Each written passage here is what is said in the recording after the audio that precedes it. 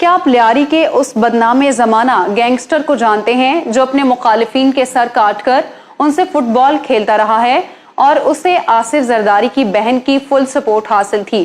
بے نظیر بھٹو کو Oxford university سے اغوا کروانے والا ڈان کون تھا؟ صدر ایوب خان کس خطرناک ڈاکو کے خوف سے گھر سے باہر تک نہیں نکلتے تھے؟ نواب اکبر بگٹی نے پنجاب کے سب سے طاقتور ڈکیت چراغ بالی پر کون سا احسان کیا تھا؟ اور ہاں، اس وقت پاکستان کے کون کون سے کرمنلز اور بدماش کن سیاسی جماعتوں کے ساتھ اٹیچ ہیں؟ تو دوستو، آج کی ویڈیو میں ہم پاکستان کے 10 مشہور ڈانز کے بارے میں جانیں گے جن کا نام سنتے ہی سیاستدانوں کی ٹانگیں تھر تھر کانپتی تھی۔ آپ دیکھ رہے ہیں الیکشن باکس، میں ہوں سعدیہ ظفر۔ آپ مجھے انسٹاگرام پر فالو کر سکتے ہیں جس کا لنک ڈسکرپشن میں دیا گیا ہے۔ So let's begin. 60 کی دہائی میں شہرت پانے والا محمد خان دھرنال المعروف محمد خان ڈاکو سے اس وقت کے صاحب اختیار شخصیات بھی ڈرتی تھی۔ وادی سون تلاگنگ کے رابن ہوڈ محمد خان ڈاکو کے حوالے سے بتایا جاتا ہے کہ اسے پکڑنا مشکل ہی نہیں، ناممکن بھی تھا۔ نواب آف کالا باغ کی بائیوگرافی ویڈیو میں ہم نے آپ کو بتایا تھا کہ نواب صاحب اپنے دور کے خطرناک بدماش محمد خان ڈاکو کی سرپرستی کیا کرتے تھے۔ کتابوں میں لکھا ہے کہ field marshal Ayub Khan commander in chief اور صدر پاکستان ہونے کے باوجود بھی محمد خان ڈاکو سے خوف زدہ رہتے تھے، اور جن دنوں اس کا مری اور گلیات کے جنگلوں پر پڑاؤ ہوا کرتا تب ایوب خان اپنے گاؤں آنے سے گریز کیا کرتے۔ حکومت پاکستان کو ناکو چنے چبوانے والا محمد خان ڈاکو کئی سالوں تک چکوال اور خوشاب کے اضلاع میں کھلی کچہریاں اور اپنی عدالتیں بھی لگاتا رہا۔ پنجاب پولیس نے 1956 میں چراغ بالی کو انتہائی خطرناک ملزم قرار دے دیا۔ بتایا جاتا ہے کہ چراغ بالی کا ایک کردار ڈکیت کا تھا تو دوسرا وہ غریب پرور اور مظلوم طبقے کا مددگار تھا جو لوٹی ہوئی دولت علاقہ بھر کے غریب اور مظلوم لوگوں کی مدد کے لیے صرف کرتا۔ اس نے کبھی کسی غریب کے گھر ڈکیتی نہیں کی تھی۔ خوف اتنا تھا کہ حکومت کے بڑے بڑے نام بھی چراغ بالی کا نام سن کر لرز جاتے تھے۔ وہ کبھی ملکہ برطانیہ کی سیکیورٹی ٹیم کا حصہ بھی رہا تھا، لیکن بعد میں اس نے یہ ملازمت چھوڑ دی۔ بتایا جاتا ہے کہ چراغ بالی میاں والی جیل میں قید تھا جہاں نواب اکبر بگٹی کی ان سے پہلی بار ملاقات ہوئی۔ نواب صاحب نے اس کی دلیری کے قصے سن رکھے تھے، دونوں اچھے دوست بن گئے۔ چراغ بالی نے نواب اکبر بگٹی سے درخواست کی کہ اس کا ایک ہی بیٹا زندہ بچا ہے، مہربانی کر کے آپ اسے پناہ دیں اور اپنے ساتھ ڈیرہ بگٹی لے جائیں۔ چند روز بعد نواب اکبر بگٹی کو رہائی ملی اور وہ چراغ بالی کے کمسن بیٹے ظفر کو ڈیرہ بگٹی میں اپنے گھر لے آئے۔ نواب صاحب ظفر کی اپنے بیٹوں کی طرح پرورش کرنے لگے۔ چراغ بالی پولیس مقابلے میں مار دیا گیا تو یہ خبر بھی نواب اکبر بگٹی نے ظفر کے جوان ہونے تک اس سے چھپائی۔ یاد رہے کہ چراغ بالی پر ایک عدد پنجابی فلم بھی بن چکی ہے جس میں مرکزی کردار سلطان راہی نے نبھایا تھا۔ امتیاز کھوکھر المعروف تاجی کھوکھر کسی کے لیے تو مسیحا تھا تو دوسری طرف اسے کرمنل اور قبضہ مافیا گینگ کا سرغنہ سمجھا جاتا۔ یاد رہے کہ تاجی کھوکھر راولپنڈی کے مشہور گارڈن کالج میں شیخ رشید کے ساتھ پڑھتا رہا۔ اس کے مخالفین کے مطابق یہ شخص راولپنڈی کے پرانے ایئرپورٹ کے قریب کورال چوک پر اپنا ڈیرہ جمائے ہوئے تھا۔ پلاٹس اور مکانوں پہ قبضہ اور غریبوں کی زمینیں ہتھیا کر انہیں ملک ریاض کو بیچنا اس کا دھندا تھا۔ تاجی کھوکھر 333 کے نام سے ایک گینگ بنا کر سینکڑوں غیر قانونی گاڑیوں پر اسی 333 نام کی نمبر پلیٹ لگا کر سریعام دندناتا پھرتا۔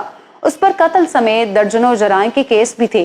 ڈاکٹر شاہد مسعود نے اپنے ایک پروگرام میں بتایا تھا کہ 2007 میں نواز شریف کی گاڑی پر فائرنگ کروانے والا یہی تاجی کھوکھر تھا۔ کہا جاتا ہے کہ اسے پیپلز پارٹی کی اعلیٰ قیادت کی فل سپورٹ حاصل رہی اور آصف زرداری نے اس کے بیٹے کو گولڈ پلیٹڈ AK-47 بھی گفٹ میں دی تھی۔ پیپلز امن کمیٹی اور لیاری گینگ وار کا بدنام زمانہ گینگسٹر عزیر جان بلوچ چند سال پہلے پاکستان سے ایران فرار ہو گیا تھا، لیکن وہ اس وقت حساس اداروں کی کسٹڈی میں ہے۔ بتایا جاتا ہے کہ وہ پولیس میں بھرتی ہونا چاہتا تھا۔ یہاں اس نے ٹیسٹ دیا اور نشانہ بازی میں ٹاپ بھی کیا، مگر سندھ کے کرپٹ سسٹم نے اس کے لیے کچھ اور فیصلہ کیا۔ 2003 میں اس کے والد فیض محمد بلوچ اور فیضو ماما کو ارشد پپو گینگ نے اغوا کر لیا اور بھتہ مانگا۔ جب عزیر بلوچ بھتہ نہ دے پایا تو اس کے باپ کو اذیتیں دے دے کر قتل کر دیا گیا۔ عزیر بلوچ بدلے کی آگ میں جلنے لگا۔ पहले उसने कोर्ट कचहरी के चक्कर लगाए, इंसाफ ना मिला तो उसने खुद का गैंग बना लिया। 6 साल तक लड़ाई लड़ने के बाद 2009 में उसने अरशद पप्पू और उसके भाई को पकड़ लिया। पाकिस्तानी न्यूज रिपोर्ट्स के मुताबिक उजैर बलोच अरशद पप्पू को कत्ल करके उसकी लाश पूरे लियारी टाउन में घुमाता रहा, फिर उसका सर काट डाला और उसके सर से लियारी के मशहूर ग्राउंड में फुटबॉल भी खेली गई। मुख्तलिफ हलकों में ये बात मशहूर है कि उजैर जान बलोच को पीपल्स पार्टी की मुकम्मल सपोर्ट रही है और आसिफ जरदारी की बहन फरियाल तालपुर और उजैर बलोच की तस्वीर और फुटेजेस आप टीवी चैनल्स पर देख ही चुके होंगे। एक दौर था कि सिर्फ लाहौर ही नहीं बल्कि पूरे पंजाब में गैंगस्टर टीपू ट्रक्कावाला का तूती बोलता था। ये लाहौर की शाह आलम मार्केट का रिहायशी था और बिल्ला ट्रक्कावाला का बेटा था, जिसको उसके दुश्मनों ने 1994 में कत्ल कर दिया। टीपू ट्रक्कावाला एक देसी पहलवान था और उसने अपने बाप की जगह लेते ही पूरा लाहौर शहर हिला डाला। उसके इर्द गिर्द गार्ड्स की एक फौज हर वक्त मौजूद रहती थी और उसकी सुबह अपने पाले हुए 10 बब्बर शेरों को खाना खिलाने से होती। कहा जाता है कि टीपू ट्रक्कावाला के चाहने वालों में भारतीय अदाकारा उर्मिला भी शामिल थी, जो उससे मिलने लाहौर आई। गोगी बट से गवाल मंडी में टीपू ट्रक्कावाला का फैलता हुआ असर रसूख बर्दाश्त न हुआ तो उसके एक साथी खुरम बट ने दुबई से वापसी पर टीपू ट्रक्कावाला को लाहौर एयरपोर्ट की पार्किंग में मार डाला। याद रहे कि इस वक्त टीपू ट्रक्कावाला का बेटा अमीर बालाज उसका जानशीन है और उसकी सियासी वाबस्तगी पाकिस्तान तहरीक इंसाफ के साथ है। टीपू ट्रक्कावाला को मारने के बाद से अब लाहौर में गोगी बट का सिक्का चलता है, जिसकी मुस्लिम लीग नवाज की लीडरशिप हमजा शहबाज के साथ तस्वीर आप देख सकते हैं। कई बरस तक पाकिस्तान के मुआशी हब कराची की सियासत पर राज करने वाले अल्ताफ हुसैन भत्ता, जमीनों पर कब्जे, नाजायज असलहा, कत्लो गारत, दहशतगर्दी, हड़तालें, बोरीबंद लाशें और जलाओ घराव समेत ना जाने क्या कुछ करवाता रहा।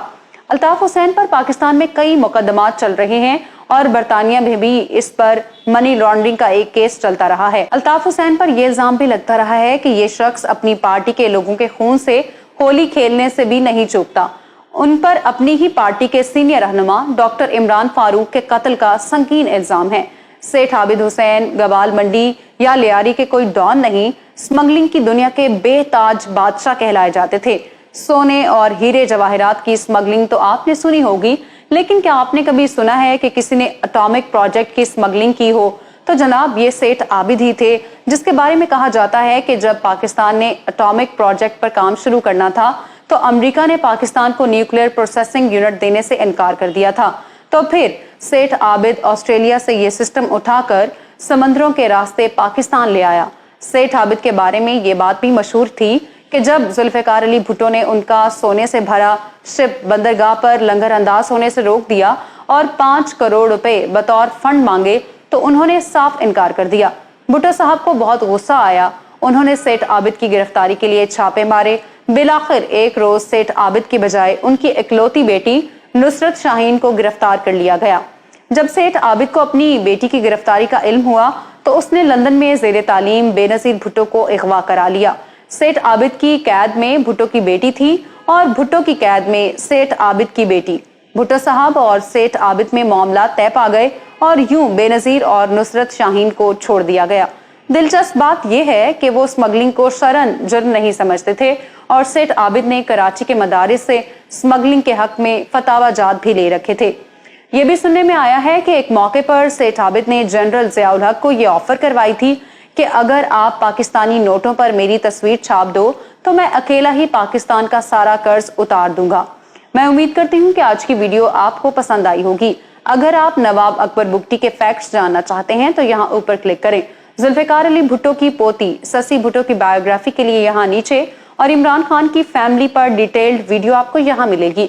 वीडियो को लाइक करें, शेयर करें, इलेक्शन बॉक्स को सब्सक्राइब कर लें और हमारी वीडियोस को देखते रहिए। अल्लाह हाफिज व नासिर।